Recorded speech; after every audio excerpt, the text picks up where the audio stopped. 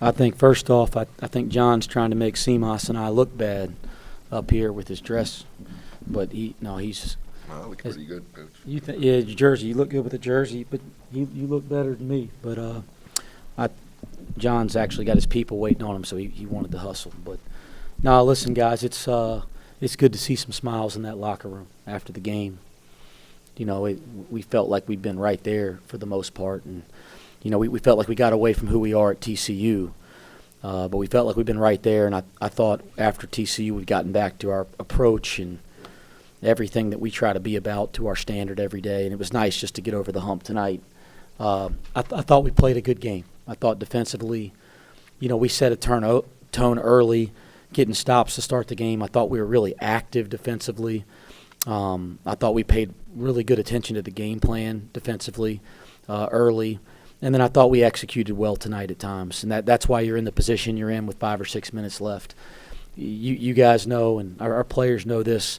I'm not real happy with some of the defensive errors that let them back in the game. It should have been one of those games with how well we played that we should have finished, and they've been dribbling the clock out. But that's the Big 12, and give Kansas State and Coach Tang's group a lot of credit.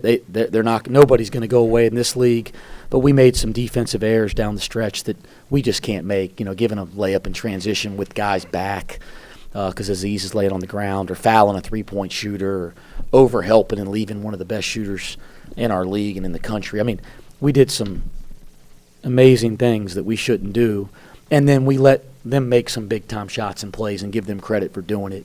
And that's how you get in a position where Perry can make the crazy shot to go up one at the end of the shot clock. We shouldn't have been there. That said, we've lost a bunch of close games this year. For them to kind of come back and erase a double-figure lead, take the lead, I was really proud of our execution down the stretch. Simas makes another big-time shot. He's done it for us over and over again. But Jizzle made a great read. We kind of gave Jizzle 2 options, try to attack, and if it's not there, we're going to execute something for Simas. And I thought Jizzle made a really nice play.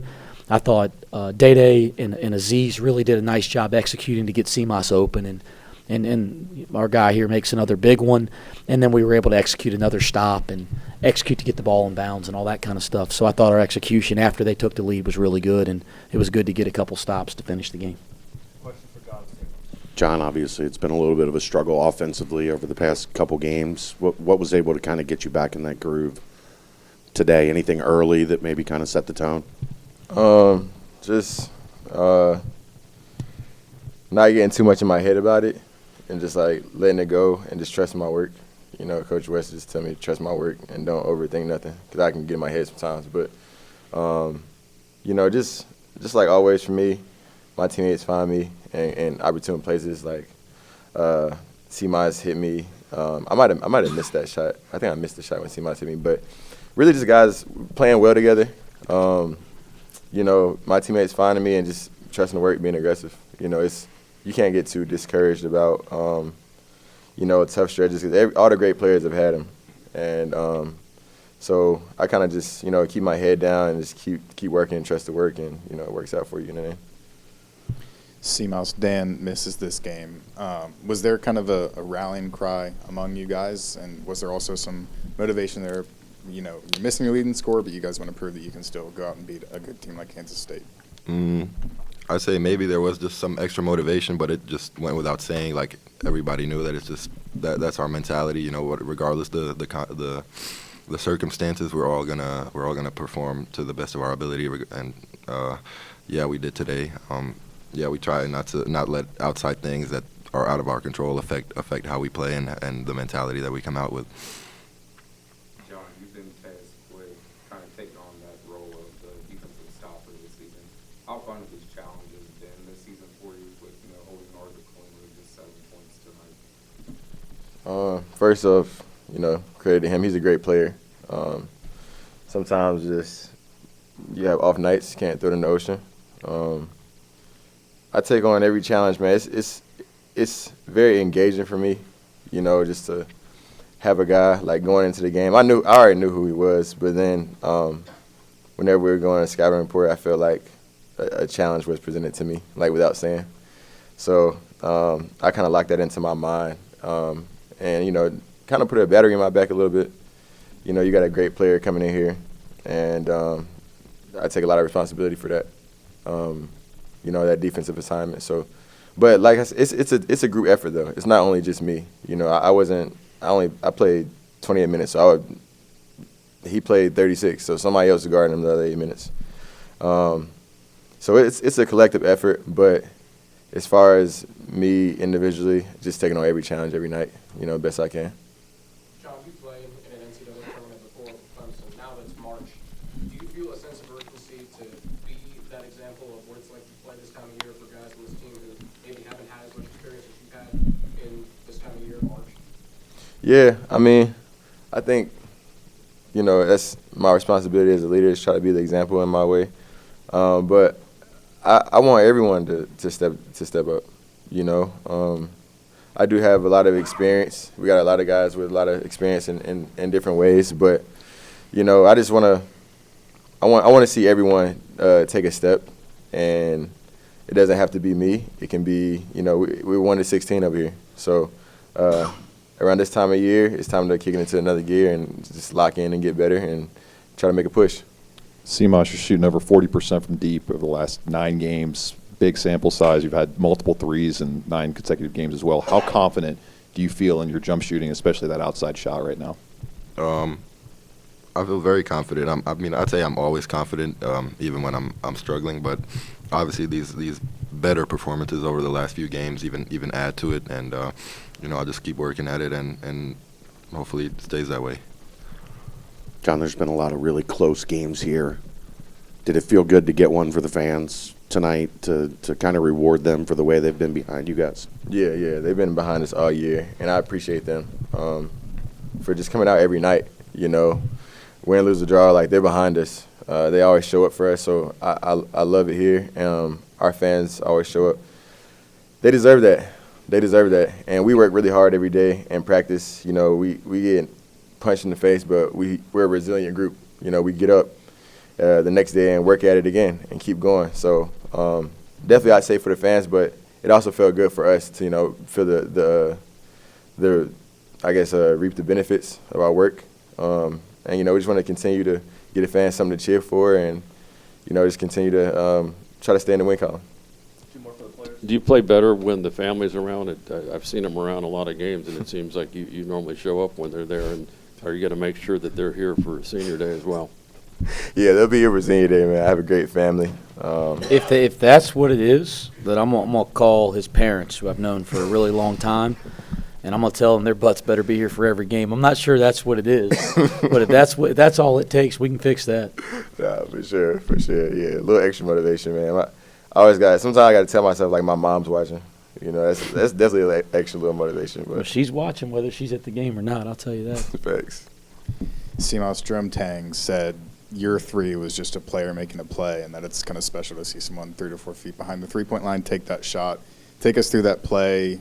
What were you looking for? How did it feel that it went down, especially after the struggles that your team has had lately? I didn't know it was that far away, really. But I mean, it felt great. The play was kind of just something that we run usually, just with a little twist to it. And, yeah, we really executed it great. Data and Aziz got me open. You know, Jizzle didn't have his own option, so he waited for me. And, yeah, I felt some space and got it up. It felt great. Thanks, guys. These two done? Thank y'all. Okay. All right. Good job, guys. Thank you.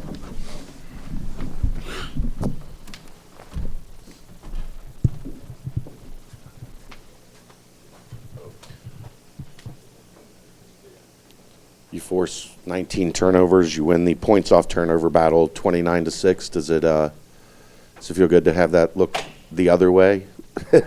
Yeah, we needed to do that. It's honestly, you know, that's how this year's been at times. It's like you're trying to figure out who the heck you are. I mean, we get beat on the boards by 10, and that's been one of the things that we've been pretty consistent with. But we've been turning it over here the last couple of weeks, even though we haven't had a turnover problem all year. We've been turning it over, and then tonight we get beat on the board, but we dominate the turnover margin. So, yeah, it was good to see us take care of the ball. Some of the turnover stuff, you know, has been a little mind-boggling because, you know, you're going to play against aggressive defenses, and great defenses in this league that are going to force you to cough it up a little bit because guys are making plays. Some of our turnovers recently have been unforced, just passing and catching errors, footwork errors, controllable turnovers, and those are the kind that are hard to swallow. I thought other than Day stepping out on the sideline tonight, I didn't think that we had bad turnovers. I didn't think we had the ones that you just kind of throw your hands up in the air. So, and I thought we did a nice job of being active, as I said earlier. Day Thomas tied a career-high 4 steals. Really gave it Kansas State a lot of difficulties there in the backcourt. What did you think of his performance all around tonight? Yeah, I thought he was really good. I thought he was really, really good defensively. I thought he did a nice job of getting us into action and executing. When we ran some stuff that they banged up and didn't work, I thought he was really poised with the ball to get us to the next action. And then obviously, you look down and Perry has 26, and he made a couple tough ones on Day. He's terrific, by the way. But I thought Day did it. If we watch the tape, I'll be shocked if I'm not really impressed with the job Day did when he had him. I thought he did a pretty dang good job, and kind of like Jerome said, I mean, the shot that Perry hits, just a player making a play. Like, I thought Day guarded it terrifically. Just the effort in general. You're down Dan. Simas hits his head. Jamil goes down. I mean, Bob Mangine had a lot of minutes tonight on the court. Just pulling out a game like that.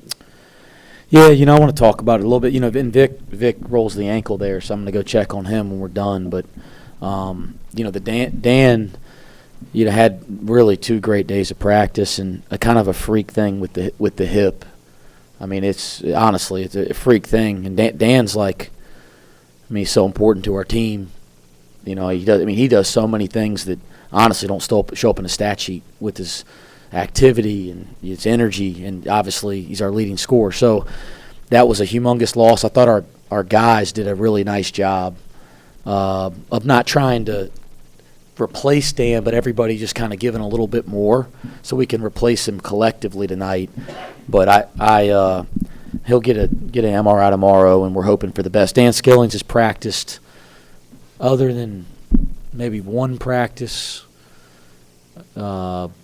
He's practiced almost every practice since he's been here, never missed anything. And I've seen Dan Skillings roll his ankle, lace up his shoes, and just he's tough as can be. And I don't think he's ever missed a game. I mean, he's barely missed anything since he's been here. He is as tough as nails, guys. I mean, he's as tough as they come as a kid.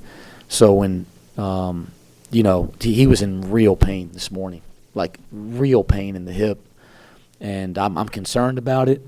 But he recovers and bounces back. If he can play basketball, Dan Skillings will play basketball. But we got to try to get him back to being healthy, and then we got to see if we can get Vic's ankle back. I think everybody else is okay.